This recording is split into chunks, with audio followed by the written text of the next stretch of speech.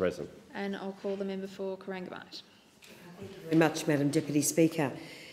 Madam Deputy Speaker, I rise to speak about a particular constituent of mine, a woman by the name of Alison MacArthur, who was recently involved in a very innovative project, the Holly Smart Home Technologies Project, which is a joint venture between the City of Greater Geelong and Samsung, and it's all about introducing particular technology into the homes of elderly people to track their movements and to identify when anything goes wrong. So it's very new and innovative technology, and Mrs MacArthur is to be commended for embracing this, this trial in the Geelong region.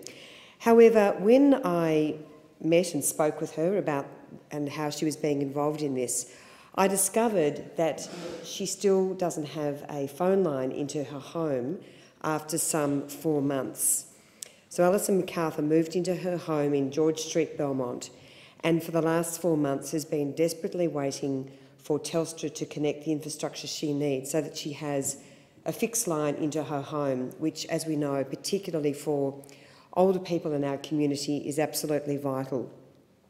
Madam Deputy Speaker, under the Telecommunications Consumer Protection and Service Standards Act, Telstra has an obligation to ensure that standard telephone services are reasonably accessible to all people in Australia on an equitable basis. And in the case of people living in an urban area, there is a requirement for Telstra to provide this infrastructure within 20 working days after a request has been made.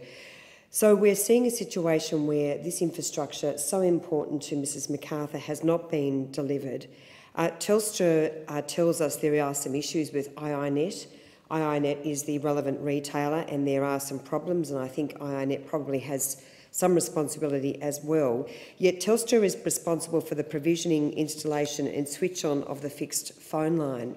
Madam Deputy Speaker, it has been a comedy of errors. There was one particular contractor who turned up and said the line was in the wrong place. It had to be reallocated and put to another part of the house.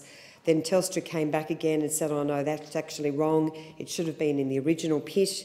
So there has been a real saga, and I do appreciate Telstra's immediate attention in relation to this problem. I have been on the phone to them this morning, and I know that they are concerned about this. But, Madam Deputy Speaker, 4 months is simply too long. Telstra does have an obligation under its customer service guarantee to make sure that every Australian has a fixed line, particularly for those older people in our community. We know how important this is, and I would very much appreciate Telstra's immediate intention to fix Mrs MacArthur's phone line.